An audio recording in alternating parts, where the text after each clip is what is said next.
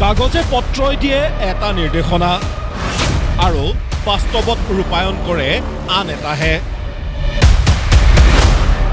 প্ৰতিদিন টাইমৰ অনুসন্ধানত ফাদিল শিক্ষা বিভাগৰ দুমুখীয়া স্থিতি।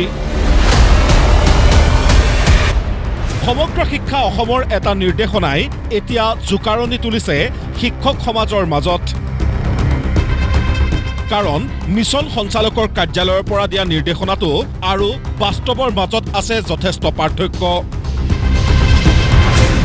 প্ৰথমে চাওক প্ৰতিদিন টাইমৰ হাতত আহি পৰা সমগ্ৰ শিক্ষা অসমৰ এই নিৰ্দেশনাটো।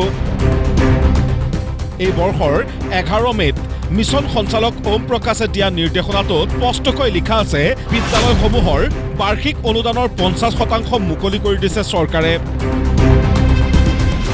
কিন্তু বাস্তৱত 50% নহয় 25% ধনহে মুকলি কৰি দিছে চৰকাৰে। এই অসম চৰকাৰে যোৱা 11 মে' তাৰিখে এখন পত্ৰযোগে অসমৰ বিদ্যালয়সমূহৰ আন্তঃগাঁথনি ধৰণ 50% ইতিমধ্যে মোকলাই দিয়া বুলি পত্ৰ এখন আমি দেখিবলৈ পাইছোঁ। কিন্তু কাৰ্যক্ষেত্ৰত আমি দেখিছোঁ যে খণ্ড শিক্ষা বিষয়াসমূহৰ কাৰ্যালয়সমূহৰ পৰা একাউণ্টেণ্টসকলে যিবিলাক মেছেজ দিছে মানে আমাৰ বিদ্যালয়সমূহৰ প্ৰধানসকললৈ, যে তাত দেখা গৈছে তেওঁলোকক আচলতে 25%হে ফাণ্ড ৰিলিজ কৰিছে। চিঠিখনত লিখা আছে 50% আৰু ফাণ্ড ৰিলিজ কৰিছে 25%। সেইকাৰণে আমাৰ সন্দেহ হৈছে যে আচলতে আমাৰ সমগ্ৰ শিক্ষা অভিযান মিছন সঞ্চালক মহোদয় এই বস্তুটো জ্ঞাত হয়নে নহয়।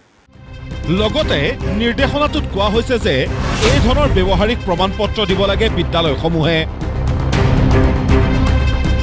কিন্তু শিক্ষকসকলৰ মতে অতি কম সময়ৰ ভিতৰত কেনেকৈ দিব ব্যৱহাৰিক প্ৰমাণ পত্ৰ।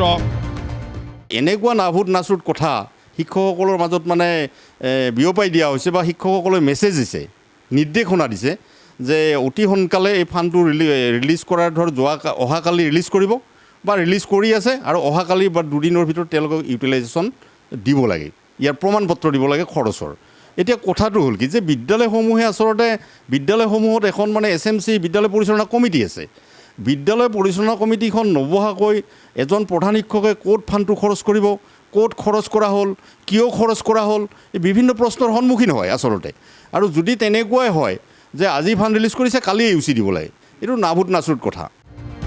ৰাজ্যৰ চৰকাৰী বিদ্যালয়সমূহৰ আন্তঃগাঁথনি উন্নয়নৰ বাবে প্ৰতি শিক্ষাবৰ্ষত চৰকাৰে দিব লাগে এই ধন। কিন্তু এইবাৰটো বাদেই যোৱা বৰ্ষৰে সম্পূৰ্ণ ধন দিব পৰা নাই অভিলাষী আঁচনিৰে চমক সৃষ্টি কৰা ৰাজ্য চৰকাৰে।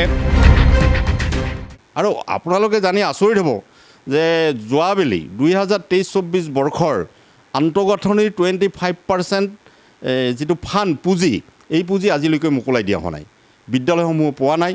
যাৰ ফলত এতিয়া বিদ্যালয়ত তেওঁলোকে যিটো টেবলেটৰ পইচা তেওঁলোকে দিম বুলি কৈছিল, যে টেবলেটৰ যিটো ৰিচাৰ্জৰ পইচা প্ৰতি মাহে অতি কমেও 250 টকা, আজিলৈকে প্ৰধান শিক্ষকসকলে বিদ্যালয় প্ৰধানসকলে নিজৰ পকেটৰ পইচা খৰচ কৰি তেওঁলোকে টেবলেটত ৰিচাৰ্জ কৰিব লগা হৈছে, যিটো ডাটা ৰিচাৰ্জ।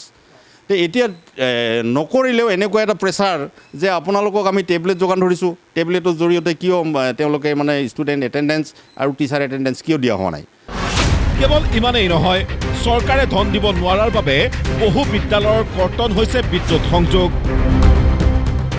মধ্যাহ্ন ভোজন, খোৱা পানী আদিতো অসুবিধাৰ সন্মুখীন হৈছে বিদ্যালয়সমূহ।